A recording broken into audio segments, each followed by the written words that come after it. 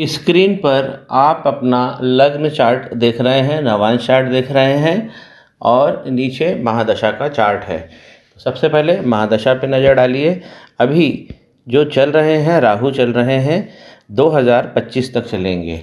इस तरफ प्लैनेट लिखे होते हैं, ग्रह, और इस तरफ उनकी ख़त्म होने की तिथि है, स्टार्टिंग तिथि नहीं होती है। तो 2025 में राहु एंड होंगे फरवरी में, तो इसके बाद में आपको राहत बहुत अच्छी मिलेगी, क्योंकि 2025 के बाद में गुरु की दशा चालू हो जाएगी, जो फिर 2041 तक रहेगी। तो 2025 से लेकर 2041 के बीच में आपके जीवन में उत्थान अवश्य होगा। आइए समझते हैं लग्न चार्ट को। तो लग्न चार्ट में हम सबसे पहले देखें कि लग्नेश कहाँ बैठे हैं और राहु क्या कर रहे हैं। तो सबसे पहले महादशा में राहु चल रहे हैं, तो राहु को भी देख लेते हैं। अब राहु आपके यहाँ कर्म के भाव में बैठे हैं, तो यहाँ पर जब बैठेंगे तो राजनीति करवाएंगे, राजनीतिक लाभ भी दिलवाएंगे। यहाँ के राहु, ये 10वां घर होता है, यहाँ जो 1 लिखा हुआ है वो राशि लिखी हुई है। तो घर कैसे गिनते हैं? 1 2 3 4 5 6 7 8 9 10 11 12, इस प्रकार हम घर को गिनते हैं। तो 10वें घर में राहु बैठे हुए हैं। अब राहु क्या दिक्कत कर रहे हैं? मंगल की राशि में बैठे हैं, मेष राशि में 1 नंबर लिखा है। तो राहु भगवान जब भी मंगल या शनि भगवान की राशि में हो, अगर राहु भगवान जहाँ भी बैठे हो वहाँ 1 लिखा हो या 8 लिखा हो या 10 लिखा हो या 11 लिखा हो, तब 10 और 11 शनि भगवान की राशि, 1 और 8 मंगल राशि, यहाँ पे कॉम्बिनेशन बहुत खतरनाक बन गया।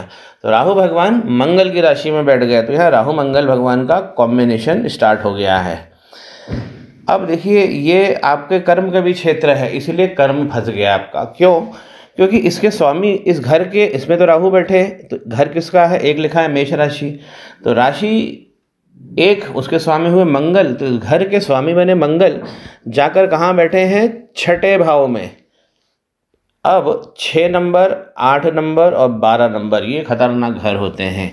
इसमें कोई भी प्लैनेट जब जाकर बैठता है तो जिस घर का वो मालिक होता है उसका भाव कम हो जाता है। तो राहु भगवान के घर में मंगल बैठ गए, राहु भगवान जहाँ बैठे हैं उस घर के स्वामी मंगल 6ठे घर में बैठ गए हैं।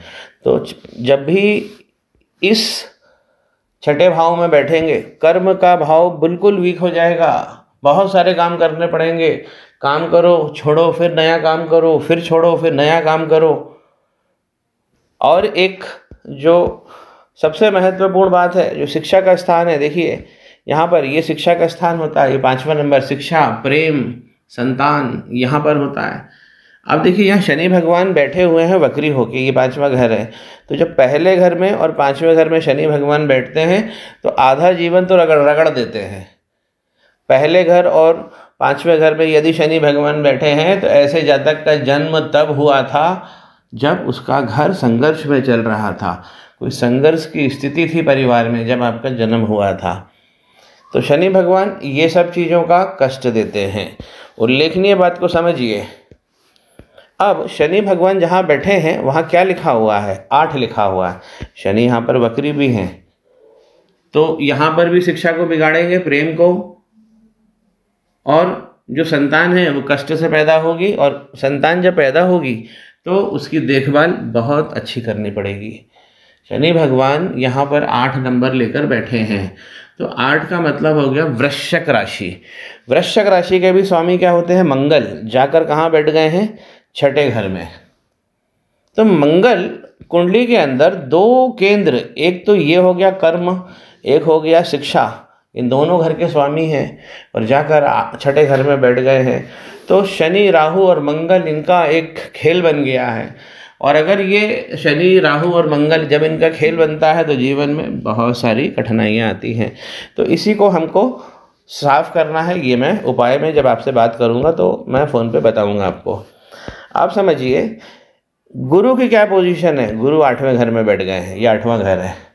तो गुरु जब 8वें घर में जाएंगे तो आपको क्या है? शोध करना पड़ेगा, रिसर्च करना पड़ेगा, तो जाके उसमें से धन निकलेगा।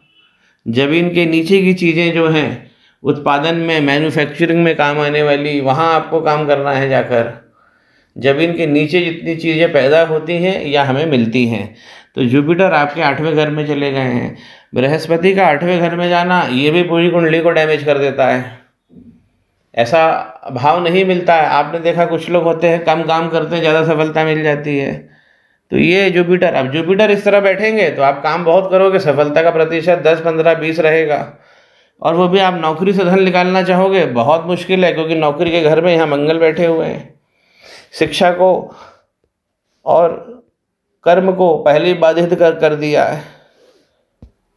नए एंगल पे समझिए, लग्न चार्ट में जो पहला घर होता है ये लग्न कहा जाता है। 4 लिखा यानी कर्क राशि, तो कर्क राशि के स्वामी बने चंद्रमा। तो ये जहाँ इस घर का स्वामी चंद्रमा जहाँ जाकर बैठेगा वो आपके जीवन की धारा हो जाएगी। तो आप देखिए यहाँ पर क्या है, चंद्रमा कहाँ जाकर बैठे, तीसरे घर में, पहला, दूसरा, तीसरा, पराक्रम के घर में बैठ गए हैं जाके। तो जीवन में पराक्रम बहुत सारा रहेगा। पराक्रम से आपको नहीं भागना है, जीवन में आप पराक्रम करते रहोगे, क्योंकि आपका लग्नेश, आपके अखाड़े का मालिक, इस पूरा ये जो लग्न चार्ट आप देखते हो ये अखाड़ा है, इसका स्वामी जाकर पराक्रम में बैठा है। आप देखिए पराक्रम कैसा होगा। आप चंद्रमा अगर कन्या राशि में बैठते हैं तो बहुत अच्छा भाव देते हैं, लेकिन चंद्रमा की डिग्री देखिए 1 डिग्री है। यहाँ पे हमें चंद्रमा का उपाय भी जोड़ना है, और क्योंकि चंद्रमा तो लग्नेश है, लग्नेश का उपाय हमेशा किया जाता है। कोई भी आप उपाय करते हो, चाहे जो मैंने यहाँ डिफाइन किया, तो उसमें भी चंद्रमा सबसे पहले होंगे। क्यों? क्योंकि चंद्रमा का ही ये पूरा अखाड़ा है। तो चंद्रमा आपके लग्नेश है। अब चंद्रमा 1 डिग्री पर बैठे हैं तो भाई आपकी जो मदर है उनका भी प्रभाव कम हो जाएगा। माँ का लाड़, माँ का दुलार, माँ का संस्कार, माँ की शिक्षा, माँ के समीप रहना, माँ को सुखी रखना, तो वो आप नहीं कर पाओगे। क्यों? क्योंकि आपको संघर्ष ज़्यादा हो जाएगा। अब जो आप अच्छी चीज़ें हैं कुंडली में वो देखिए। सूर्य क्या बैठे हैं भाई साहब, ये 9 नंबर पे बैठे हैं, 9 नंबर घर में बैठे हैं, 12 लेके गुरु की राशि में। और सूर्य की आप देखिए कितनी अच्छी डिग्री है, यहाँ पर 10 डिग्री पे बैठे, कुमार अवस्था के हैं। साथ में शुक्र भी बैठे हैं। तो सूर्य और शुक्र की युति बहुत गजब होती है। आरंभिक तो प्रॉब्लम देती है, लेकिन बाद में तात्कालिक तो मित्रता नहीं होती है, लेकिन शनि जैसे जैसे एज बढ़ती है 30+ के बाद में सूर्य और शुक्र ये बहुत अच्छा भाव देते हैं। और यहाँ पे गुरु की राशि में बैठे हुए हैं, तो ये आपकी कुंडली में बहुत अच्छा है। अब देखिए आपके मरकरी यहाँ पर बैठे हैं 8वें घर में।